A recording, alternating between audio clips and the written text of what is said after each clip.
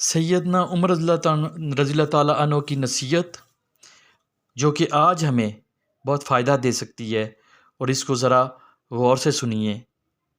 ایک صحابی رسول بیان فرماتے ہیں کہ میں نے سنا کہ سیدنا عمر فاروق رضی اللہ تعالیٰ عنہ ایک آدمی کو نصیحت کر رہے تھے، کہہ رہے تھے کہ بے مقصد کلام چھوڑ دو، اپنے دشمن سے دور رہو، اپنے دوستوں سے بھی محتاط رہو۔ اگر دوست امانت دار ہو تو اس سے احتیاط کی ضرورت نہیں۔ امانت دار وہ ہے جس کے دل میں خشیت الہی ہے۔ فاجر کے ساتھ نہ چلو، وہ تمہیں بھی فسق و فجور میں مبتلا کر دے گا۔ اپنی کسی پوشیدہ چیز پر یا کسی راز پر کسی بات کے بارے میں اسے نہ بتاؤ۔ مشورہ صرف ایسے لوگوں سے کرو جن کے دلوں میں اللہ کا ڈر ہو۔